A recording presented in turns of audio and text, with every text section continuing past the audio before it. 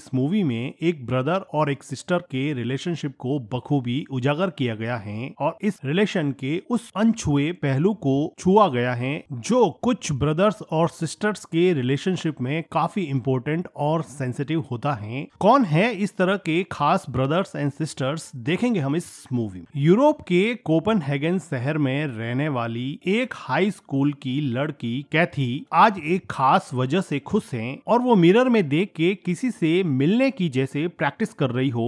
थोड़ी प्रैक्टिस करने के बाद में कैथी इस खास ओकेजन के लिए एक ड्रेस सेलेक्ट करती है और उसको अपने बैग में रखकर अपना फोन लेकर किसी से मिलने के लिए निकल जाती है। कैथी की जिंदगी में इस खास इंसान से मिलने का ये पल लगभग 15 साल के इंतजार के बाद में आया है, जिसकी वजह से वो बहुत खुश हैं कि आज वो उस इंसान से मिलेगी जिसको उसने लगभग 15 साल पहले देखा था। वो अपने ही एक फैमिली मेंबर से आज मिलने जा रही हैं और वो फैमिली मेंबर है उसका भाई जैक। कैथी का भाई जैक कैथी से बचपन में ही अलग हो गया था। ये दोनों भाई बहन अपने पेरेंट्स के सेपरेशन की वजह से अलग अलग सिटीज में रहते हैं और इन दोनों ने एक दूसरे को लगभग 15 साल पहले देखा था। अभी ये दोनों एडल्ट हो गए हैं और कैथी अपने भाई से रीयूनियन कर रही हैं। वो एक दूसरे को हाय हेलो करते हैं। कैथी अपने भाई को 15 साल बाद में देख के बहुत खुश होती है। वो उसको हग करती हैं और कहती हैं कि मुझे तुमसे मिलके बहुत खुशी हुई। वो अपने भाई को पूछती हैं कि क्या तुम्हें ज्यादा वेट तो नहीं करना पड़ा। उसका ब्रदर कहता है कि नहीं, इट्स ओके। अब कैथी अपने भाई को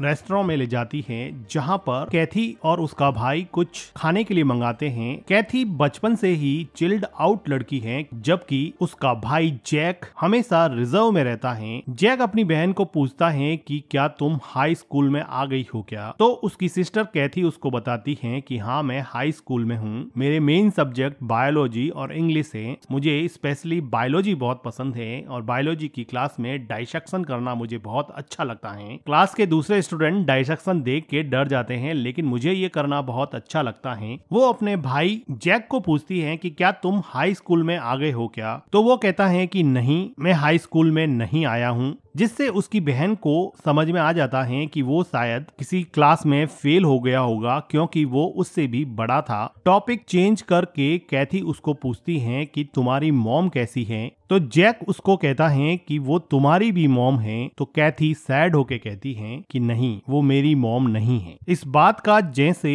जैक के पास कोई जवाब नहीं था, तो वो कहता है कि मॉम ठीक है, उसने ड्रिंक करना अब छोड़ दिया है। मॉम की बात सुन के जैसे कैथी के चेहरे पर पुरानी यादों के भाव आ गए और वो कुछ पल के लिए अपनी मॉम की यादों में खो जाती है। उसके चेहरे और उसकी आंखों में अपनी मॉम के साथ नहीं रहने का एक गहरा दुख था, लेकिन फिलहाल वो अपने भाई से मिलने आई थी, इसलिए वो इस मोमेंट को र्यून नहीं करना चाहती थी। वो उसको कहती है कि यहाँ से बाहर चलते हैं, बहुत बोर हो रहे हैं। लगभग 15 साल बाद में मिले ये भाई बहन अब रेस्टोरेंट से बाहर आके थोड़ा मार्केट में घूमते हैं, तो उनको वहाँ पर एक शॉप दिखाई देती है जहाँ पर इंस्टेंट फोटोग्राफी होती है। कैथी जैक को कहती है कि चलो कुछ फोटोग्राफ्स लेते हैं और वो शॉप में जाके दोनों अलग अलग फेस बना के फोटोग्राफ्स लेते हैं। ब्रदर और सिस्टर जैक और कैथी के लिए ये मोमेंट कुछ खास वैल्यू रखता था क्योंकि ये दोनों लगभग 15 साल बाद में एक दूसरे से मिले थे और ये इन मोमेंट्स को कैप्चर करना चाहते थे। कैथी तो जैक से काफी ओपनली बात कर रही है, लेकिन जैक ऐसा लग रहा है कि अभी भी काफी रिजर्व सा है, जो उसकी स्ट्रिक्ट मॉम का बिहेवियर उसके कैरेक्टर के अंदर रिफ्लेक्ट कर रहा है। कैथी को जैक से मिलने की बहुत खुशी थी, लेकिन ऐसा लग रहा था कि जैक सिर्फ यहाँ पे फॉर्मेलिटी पूरी करने आया था। वो अपनी बहन से 15 साल मिलने के बाद में भी कुछ ज्यादा खुश नहीं लग रहा था। अब घूमते घूमते शाम का समय हो चुका है और जैक को वापस अपनी सिटी में जाना है। कैथी उसको रोकना चाहती है। वो कहती है कि चलो क्लब में चलते हैं, लेकिन उसका भाई जैक उसको कहता है कि मुझे वापस मेरी सिटी के लिए ट्रेन पकड़नी है। तो कैथी इस बात पे सैड हो जाती है और और वो कहती हैं कि जहां तक मुझे पता है ट्रेन तो पूरी रात चलती है, हम 15 साल बाद में एक दूसरे से मिले हैं, या थोड़ा और टाइम स्पेंड नहीं कर सकते हैं क्या? जैक इस बात पे कुछ सोचता है कि वो रुके या नहीं, क्योंकि कैथी के साथ उसकी केमिस्ट्री कुछ ज्यादा बैठ नहीं रही थी, लेकिन कैथी के इंसिस्ट करने पर अब वो थोड़ी देर के लिए और रुक जाता है और ये दोनों मिलकर एक क्लब में आ जाते हैं। कैथी के बिंदास अंदाज की वजह से अब उसका ब्रदर जैक भी उसके साथ खुलने लगा और खुले दिल से उसके साथ अब बातें कर रहा है। 15 साल का भाई बहन के बीच में वो इमोशनल गैप जो काफी डीप हो गया था, अब वो धीरे धीरे भरने लगा और जैक भी अब कैथी के सामने खुलने लगा। कुछ देर बाद में कैथी और जैक देखते हैं कि यहाँ पर एक कपल बैठा बैठा किस कर रहा है, जिसको देख के ये काफी अम्यूज हो जाते हैं और एक दूसरे की तरफ देख के हंसने लगते हैं। थोड़ी देर बाद में कैथी जैक को पूछती है कि तुम बचपन से क्या बनना चाहते थे, तुम्हारा ड्रीम क्या है? तो जैक उसको बताता है कि वैसे तो मेरा कोई ड्रीम है ही नहीं, लेकिन एक बार मॉम मुझे एक फैमिली थीम पार्क में ले गई थी, जहाँ पर एक लड़का अमेरिकन सिंगर एल्विस के गानों पर उसकी कॉस्ट्यूम ड्रेस पहन के डांस कर रहा था, जिसको देख के मैं बहुत खुश हो गया और मैंने भी वहां से एल्विस के कॉस्ट्यूम खरीदे और उस कॉस्ट्यूम को पहन के हमेशा मैं स्कूल जाया करता था। इतना कि मैं तो उसको बाथरूम में भी उतारता नहीं था। मुझे एल्विस प्रेस्ले के गाने गाना और उसके कॉस्ट्यूम पहनना बहुत पसंद है, इसके अलावा मेरा कोई ड्रीम नहीं है। ये सब फनी बातें सुन के कैथी बहुत खुश हो जाती है कि फाइनली उसका भाई उसके साथ ओपन अप हो रहा है और अपने दिल की बातें उसको बता रहा है। कैथी उसको कहती है कि एल्विस प्रेस्ले एक ओल्ड स्कूल आइडिया है, तो जैक कहता है कि मैं तो ओल्ड स्कूल ही हूँ। कैथी उसको कहती है कि तुम ओल्ड स्कूल जरूर हो, लेकिन तुम भी एल्विस प्रेस्ले की वाइब्स तो जरूर देते हो। जैक कैथी को पूछता है कि तुम्हारा ड्रीम क्या है, तुम क्या बनना चाहती हो? तो कैथी कहती है कि मैं बचपन से ही आइस स्केटिंग करना चाहती थी, लेकिन मुझे आइस स्केटिंग करने वालों की ड्रेस ज्यादा ग्रेसफुल नहीं लगती थी, इसलिए मैं कभी कर नहीं पाई। इसलिए मैं अपनी स्कर्ट पे आइस स्केटिंग करती लड़की के टैटूज बना दिया करती थी, जिससे मेरी विश पूरी हो जाया करती थी। वो कहती है कि मैं कभी आइस स्केटिंग तो नहीं कर पाई, लेकिन हॉर्स राइडिंग जरूर करती हूँ, जो मुझे काफी पसंद है। तो जैक कहता है कि कितना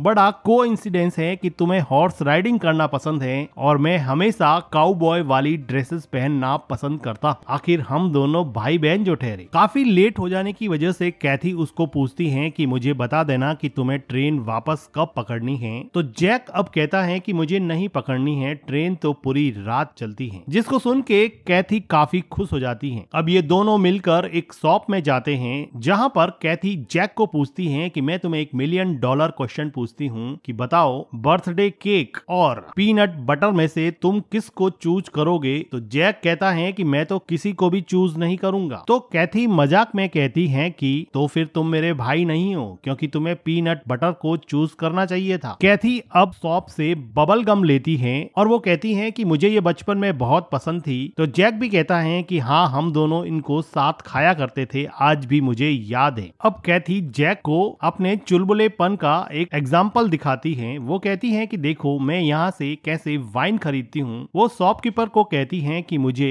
एक रशियन वोडका की बोतल दे दो। शॉपकीपर कहता है कि तुम 18 साल की नहीं लग रही हो। तो वो कहती है कि मैं 17 की हो गई हूँ और 18 में एंटर करने वाली हूँ। इस बात पे वो शॉपकीपर उसको वोडका की बोतल दे देता है और कैटी यहाँ से एक कैंडी शॉपलिफ्ट करके खाने लगती है, जो ये दिखाता है कि वो अपने भाई को देख के कुछ ज्यादा ही ओवर एक्साइटेड हो गई थी। जैक भी कैथी के बेबाक और बेपरवाह जीने के अंदाज को देख के जैसे खुलने लगा और अब वो कैथी के साथ बिल्कुल कैथी जैसा ही हो गया है। अब वो दोनों मेट्रो पकड़कर कैथी की एक फ्रेंड के यहाँ पर पार्टी में जाने की तैयारी कर रहे हैं, जिसके लिए कैथी को पहले से इनवाइट कर रखा था और कैथी ने आने से पहले अपने बैग में पार्टी ड्रेस भी रख ली थी। मेट्रो से उतरकर कैथी अपने भाई की पीठ पर चढ़ जाती हैं और काफी मस्ती करती हैं। अब इन दोनों को कैथी की फ्रेंड की पार्टी में जाना था, तो कैथी कहती है कि मैं अपना टॉप चेंज कर लेती हूँ। जैक कहता है कि तुम बहुत अच्छी दिख रही हो, तुम्हें टॉप चेंज करने की जरूरत नहीं है, लेकिन कैथी पार्टी के लिए तैयार होना चाहती है। वो अपना जैकेट निकाल कर अपने भाई जैक को दे देती है, जिसकी वजह से जैक अब थोड़ा अनकंफर्टेबल हो जाता है। तो कैथी उसको कहती है कि क्या मैं सिर्फ अपना टॉप चेंज कर रही हूँ, तुम्हें शर्माने की कोई जरूरत नहीं है। वो अपना टॉप चेंज करके पार्टी के लिए तैयार हो जाती है। कैथी अब अपने बालों द्वारों को भी खोल देती है, ठीक वैसे ही जैसे उसका बिहेवियर अब अपने भाई जैक के साथ खुल गया था।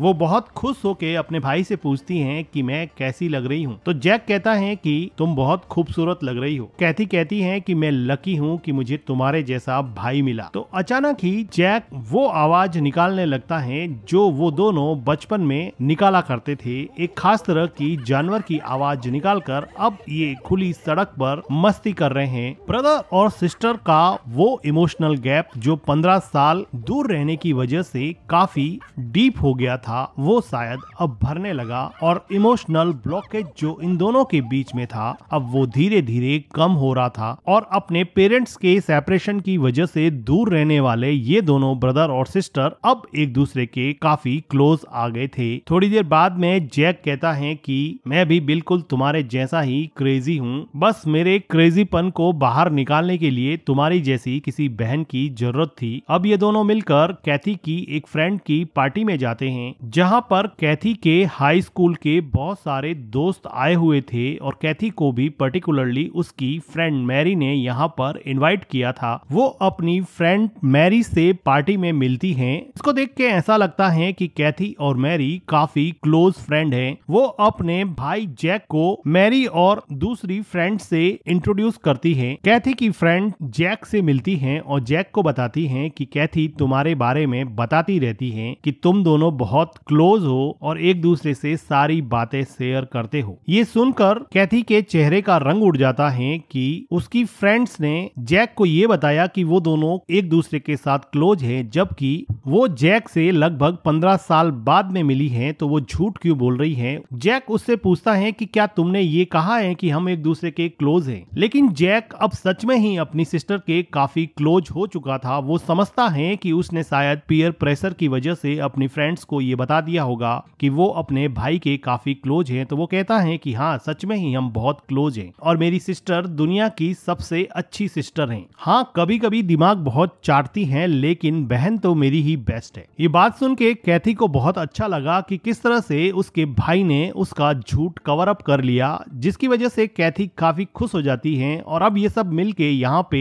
पार्टी में डांस करने लगते हैं। डांस करते करते कैथी और जैक वही जानवरों की आवाज निकालते हैं जो वो दोनों मिलकर बचपन में निकाला करते थे। कैथी अब अपने फ्रेंड का लैपटॉप लेके अपने भाई के लिए कुछ खास करना चाहती हैं। वो लैपटॉप के थ्रू प्रोजेक्टर पर सिंगर एलिस प्रिस्ले के गाने प्रोजेक्ट करती हैं और अपने ब्रदर को कहती हैं कि अपने बचपन की ख्वाहिश कि तुम्हें एल्विस प्रिस्ले के गाने गाने हैं और डांस भी करना है, आज पूरी कर लो, तुम्हारे सामने लिरिक्स आ रहे हैं। जैक पहले तो थोड़ा शर्माता है, लेकिन बाद में आखिर अपने दिल में दबी हुई ख्वाहिश कि उसको एल्विस प्रिस्ले के गाने गाने हैं और उस पर डांस भी करना है, वो पूरी करने लग जाता है। कैथी अपने भाई को गाते हुए सुन के बहुत खुश होती है और साथ में वो गाने के लिरिक्स प्रोजेक्टर से प्रोजेक्ट भी कर रही है, जिसको देख के उसका भाई जैक काफी खुश होता हुआ गाना गा रहा है। ये सब देख के कैथी काफी खुश होती है कि फाइनली उसने अपने भाई की एक विश तो पूरी कर दी। लेकिन कैथी अभी जैक को एल्विस प्रिस्ले का गाना गाते हुए देख के थोड़ा उसकी तरफ अट्रैक्ट होने लगी है और जैक भी जैसे उसकी तरफ खिंचा चला आ रहा है। अब इन दोनों के अनमिटिगेटेड इमोशन जैसे इनके कंट्रोल के बाहर हो गए हो और ये दोनों एक दूसरे की तरफ खिंचे चले आते हैं और दोनों एक दूसरे को किस करने लगते हैं। इससे पहले कि ये बात किस से आगे बढ़ती, कैथी देखती है कि उसकी फ्रेंड मैरी इन दोनों को देख रही है, जिसको देख के ये दोनों घबरा जाते हैं और स्पेशली कैथी को बड़ा अजीब लगता है क्योंकि उसने मैरी के सामने अपने भाई की बहुत प्रशंसा की थी। वो दौड़कर बाथरूम में चली जाती है। कैथी को अब ये भी समझ में नहीं आ रहा कि जैक और उसके बीच में ऐसा क्यों हो गया। वो तो ऐसा करना भी नहीं चाहती थी, लेकिन मोमेंट ऑफ पैशन में जो हुआ उसकी वजह से कैथी बहुत ज्यादा घबरा गई थी। जिस भाई से वो सुबह इतनी खुशी से मिलने आई थी, कुछ ही घंटों में रिलेशंस के डायनेमिक्स इतनी जल्दी कैसे चेंज हो गए, ये बात उसकी समझ के बाहर है। वो हिम्मत करके बाथरूम से बाहर आती है और पार्टी में अपने भाई जैक को ढूंढने की कोशिश करती है, लेकिन उसको अपना भाई कहीं नहीं दिखता।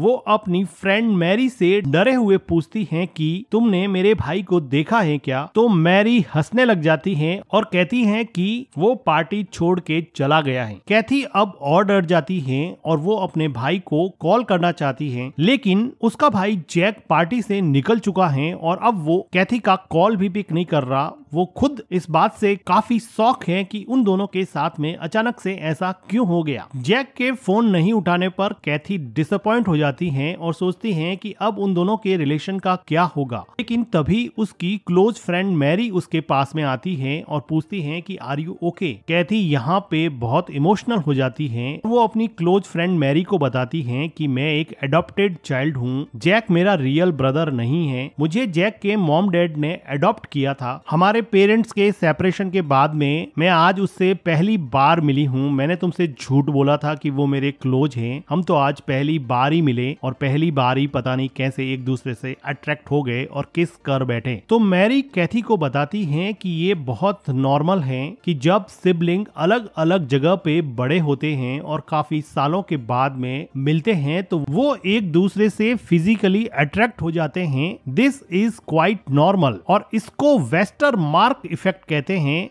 जिसमें वो बच्चे स्पेशली एडॉप्टेड बच्चे जो बचपन में साथ रहते हैं लेकिन बाद में बड़े अलग अलग जगह पे होते हैं और एडल्टहुड के नजदीक जब वो वापस से रीयूनाइट होते हैं तो उनके अंदर एक फिजिकल अट्रैक्शन स्वाभाविक होता है, जिसे GSA genetic sibling attraction Wester mark effect कहते हैं। जिसको सुन के कैथी काफी रिलैक्स होती है कि ये क्वाइट नॉर्मल फिनोमिना है जो उसके साथ घटित हुआ है। ये बात सुन के कैथी मैरी को गले लगा देती है कि उसके दिल का इतना बड़ा बोझ उसने अब हल्का कर दिया है। मैरी उसको समझाती है कि इतना लोड तुम लो मत, एक किस की वजह से कुछ नहीं बदलता है, तुम अपने ब्रदर से बात करो, वापस से तुम्हारा रिलेशन भाई बहन की तरह नॉर्मल हो जाएगा। कैथी कहती है कि अब मुझे अपने भाई को ढूंढना पड़ेगा, मैं जाती हूँ। इधर जैक ट्रेन पकड़ने के लिए मेट्रो स्टेशन पे बैठा है। वो गुमसुम सा ये सोच रहा है कि उसकी सिस्टर के साथ उसने ये क्या कर दिया, लेकिन थोड़ी देर बाद में यहाँ पर कैथी आ जाती है। कैथी अपने भाई जैक को ये समझाने की कोशिश करती है कि अपने बीच में जो कुछ भी हुआ वो किसी भी सिबलिंग जो कि बचपन में बिछड़ा हुआ हो या अडॉप्टेड हो उसके बीच में हो जाता है और ये एक प्रूवन फैक्ट है। हमें स्पेशली इस बात पे गिल्टी होने की जरूरत नहीं है। हम आगे से ध्यान रखेंगे, हम फिर ऐसा कभी भी नहीं करेंगे और एक अच्छे भाई बहन की तरह रिश्ता निभाएंगे। सिर्फ एक गलती की वजह से जिंदगी भर उसको बोझ बना के रिश्ते को बर्बाद नहीं कर सकते। ये बात अब जैक भी समझ गया है कि उनका रिश्ता काफी प्रेशियस है और उस रिश्ते को एक गलती की वजह से बर्बाद नहीं किया जा सकता। कैथी की आंखों में भी आंसू है, उनको अपनी गलती का एहसास हो गया है। अब ये दोनों भाई बहन रोते हुए एक दूसरे से गले मिलते हैं और एक दूसरे को सॉरी बोलते हैं। ब्रदर और सिस्टर का वो इमोशनल गैप जो 15 साल दूर रहने की वजह से काफी डीप हो गया था, वो शायद अब भरने लगा और इमोशनल ब्लॉकेज जो इन दोनों के बीच में था अब वो धीरे धीरे कम हो रहा था। अब जैक को वापस अपनी मॉम के पास दूसरे शहर जाना है। वो अपनी ट्रेन पकड़ने के लिए निकल चुका है। दूर खड़ी कैथी उसको देख रही है, उसको पूछती है कि क्या तुम वापस मुझसे मिलने के लिए आओगे। जैक खुशी खुशी उसको कहता है कि हाँ मैं जरूर आऊंगा। कैथी ये जवाब सुन के खुश होती है कि फाइनली उसने अपने ब्रदर के साथ एक ऐसा बॉन्ड बना लिया है जो शायद अब कभी नहीं टूटेगा, क्योंकि इन लोगों के पेरेंट्स तो अलग अलग सिटी में रहते थे। इनका बचपन अकेलेपन में बीता है। पेरेंट्स ने इनके अकेलेपन का दर्द कभी समझा ही नहीं, लेकिन इन दोनों ने मिलके भाई बहन का ये रिश्ता आज मजबूत कर लिया है और एक दूसरे को माफ करके इस रिश्ते को एक दूसरे को सपोर्ट करते हुए जिंदगी जीने का फैसला किया है। और इसी के साथ ये मूवी एंड हो जाती है। मूवी का एक्सप्लेनेशन अगर आपको अच्छा लगा हो तो वीडियो को लाइक कीजिएगा, हमारे चैनल को सब्सक्राइब कीजिएगा and thank you for watching.